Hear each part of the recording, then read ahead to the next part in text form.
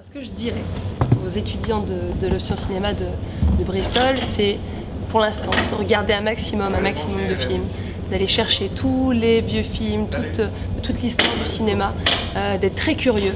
Je leur conseillerais ça. Et puis je leur dirais que s'il faut être tenace, si on a envie de travailler dans le cinéma, parce qu'il y a beaucoup de monde qui a envie de faire du cinéma, en même temps c'est absolument passionnant. Moi je suis très heureuse d'avoir m'être battue pour en faire. Je ne sais pas si je vais continuer longtemps parce que je ne sais pas si je vais avoir encore longtemps la possibilité. Je continuerai à me battre toujours pour en faire et je vous dirai merde et vive le cinéma.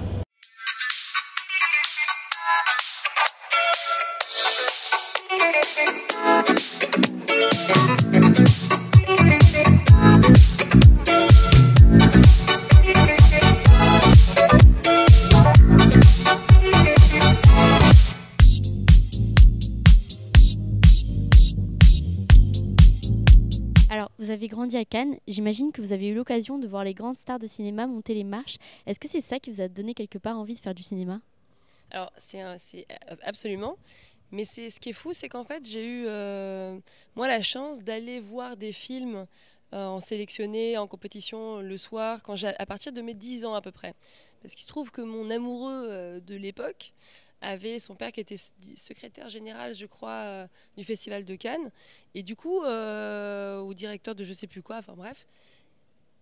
Du coup, j'ai eu cette chance d'aller voir des films et c'est vrai que je me suis retrouvée face à des films auxquels je comprenais peut-être rien, mais avec des images absolument sublimes, très très très frappantes, des équipes de films qui étaient là et que moi pour moi c'était complètement fascinant. Je me rappelle, je crois que le premier film que j'ai vu, c'était comme ça le soir à Cannes, c'était un film de Solanas, Fernando Solanas, c'était Le Sud de Fernando Solanas.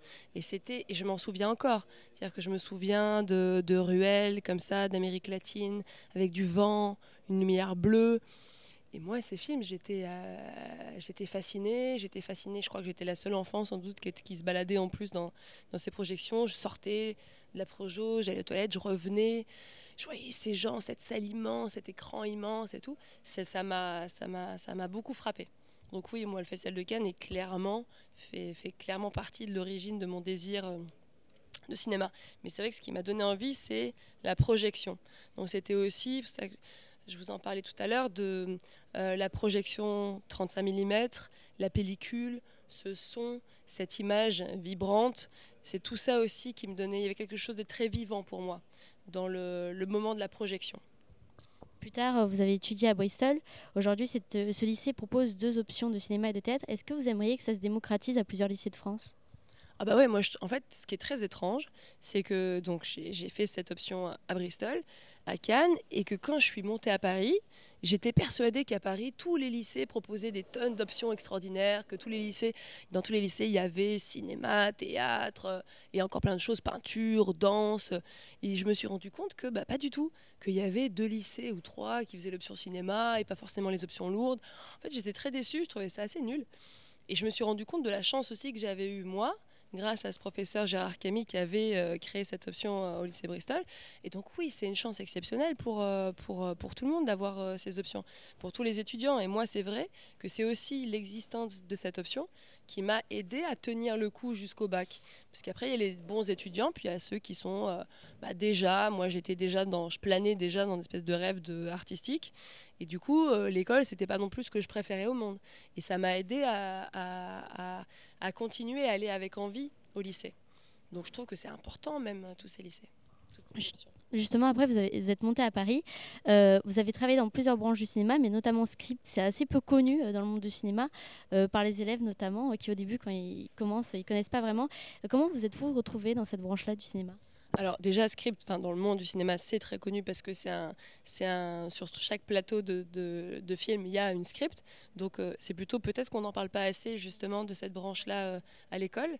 Moi, je me suis retrouvée script parce que un jour, j'étais sur un film comme seconde assistante mise en scène de Valeria Bruni-Tedeschi qui s'appelait Actrice.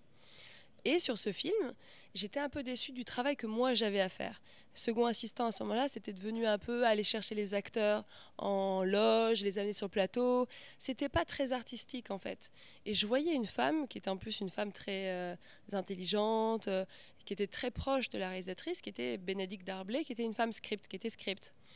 Et je sentais que elle, sa présence sur le plateau était beaucoup plus artistique, qu'elle était plus branchée sur le jeu des acteurs, sur la continuité du film, et qu'elle était presque comme un second œil du metteur en scène.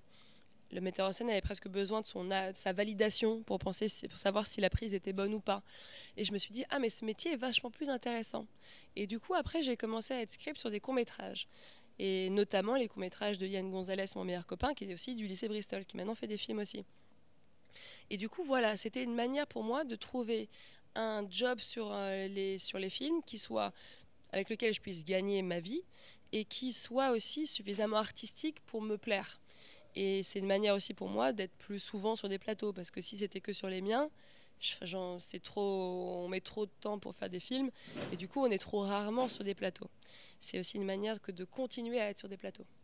Justement, vous avez fait des courts-métrages, puis en 2016, vous décidez finalement de faire un long-métrage. Qu'est-ce qui vous a donné envie de vous lancer finalement? En fait, je veux faire des longs métrages depuis que je suis jeune. Moi, le premier scénario que j'ai écrit, j'avais 17 ans, c'était un scénario de long métrage. C'était pas un scénario de court métrage. C'est juste que j'ai pas réussi à le monter. C'est pas si facile. C'est beaucoup d'argent sur ses épaules, donc c'est normal aussi que ça soit quand même plus compliqué que ça. Et du coup, c'est plutôt que j'ai compris que faire un long métrage, j'y arriverais peut-être pas en 2 secondes. Et du coup, je me suis mis à faire des courts métrages pour que je puisse les faire. Les premiers, je les ai quasiment autofinancés. Je trouvais des chutes de pellicule, on trouvait une caméra prêtée, je trouvais des amis pour jouer dedans. C'était vraiment... On peut pas faire ça. Au court-métrage, si. Du coup, et puis c'est une manière aussi de s'entraîner. Ce que je voulais, c'était commencer à réussir à faire des vrais films, pas juste des courts-métrages pour faire le long-métrage, mais des vrais films. Et d'ailleurs, commencer à m'entraîner sur un langage aussi visuel, le cinéma, et trouver aussi un certain onirisme, parce que moi c'est la chose qui m'importe, dans mes courts-métrages avant d'arriver à le faire dans un long-métrage. Voilà. Justement, ce long-métrage, on vient de le voir, donc c'est L'Indompté. Moi, en regardant ce film, je me suis demandé, est-ce que sur le tournage, vous êtes fait accompagner par un photographe, par exemple, pour le personnage de la photographe, ou vous aviez tout dans votre tête? En fait, j'avais moi la photo. Donc on m'a proposé ça, parce qu'on avait peur qu'elle soit ratée. Moi aussi, j'avais peur de ça. Mais j'avais très envie de les faire. Donc en fait, on a fait les photos comme on faisait le reste du film, moi et ma chef-op. Donc moi, je trouvais aussi déjà les idées. J'ai eu une inspiration comme ça, qui était Francesca Woodman, qui est une photographe américaine extraordinaire. Et c'était un peu la direction, comme ça, pour trouver l'univers de la photographe. Et ensuite, c'était trouver les idées de chaque photographie, mais qui s'inscrivaient presque dans le scénario. Et on les a fait, moi et ma chef-op, toutes les deux. J'avais pas envie de lâcher ce travail-là. Ce film prend place dans la Villa Médicis, où vous avez passé un an. Est-ce que, quelque part, le fait de montrer ces personnages-là, ces fantômes, a été pour vous une façon de les exorciser, de ne plus en avoir peur? Peut-être un peu. Après, c'était aussi une manière de... Disons que oui, c'est une manière aussi, ce qu'on montre et ce qu'on met dans nos films, on a l'impression de le contrôler. D'ailleurs, c'est pas si vrai. Mais au moins, oui, on le cerne, on le contrôle, on le fabrique nous-mêmes. Et ça, c'est vrai que c'est assez rassurant. Donc peut-être il y a un peu quelque chose de cet ordre-là, de les exorciser. Mais c'était aussi une manière pour moi de les rendre vivants. Ces fantômes que je ne voyais pas quand j'y étais, je les ai vus, puisque je les ai fabriqués. Voilà. Aujourd'hui, ce film, il dure un peu plus d'une minute 30, de 1h30, mais quand vous l'aviez monté la première fois, il durait beaucoup plus longtemps. Est-ce que vous n'avez pas regretté certaines scènes que vous avez coupées, ou est-ce que c'est dur pour une réalisatrice de couper justement certaines scènes au montage? Ouais, c'est un peu dur. Alors après, il y a des scènes où clairement il y avait des défauts. Donc les scènes avec défauts, on les enlève parce qu'on en a honte. Donc de toute façon, voilà, si elles ne sont pas nécessaires à l'histoire. Et puis après, oui, il y a toujours des moments, mais là, pas tant que ça. C'est-à-dire qu'après, on a voulu aussi, on m'a beaucoup poussé à couper d'autres choses. Et les choses auxquelles je tenais le plus, je savais que je ne pourrais pas m'en passer, je ne les ai pas coupées quand même. Donc j'ai un petit peu des regrets, mais ça peut être aussi sur des longueurs de plan. C'est pas forcément des fois des fois c'est pas forcément sur des scènes entières, mais sur des petites choses où après on a le regret. On est plein de regrets quand on fait des films, c'est terrible ça, mais il faut apprendre à lâcher ce truc-là. Par exemple, on a le regret de plans qu'on n'a pas pu tourner, trop pressé sur le tournage. Ça, c'est terrible. C'est des choses, moi, j'ai mon précédent court-métrage, j'ai une scène et il y a un plan que j'avais en tête, que je n'ai pas pu tourner. Et j'y pense à chaque fois que je vois le film. À chaque fois que je vois le film, je me dis putain, ce plan il me manque, je le vois, sauf qu'il n'existe pas. Et ça c'est très frustrant. Mais donc je n'ai pas en fait tant de regrets de scènes entières en fait coupées.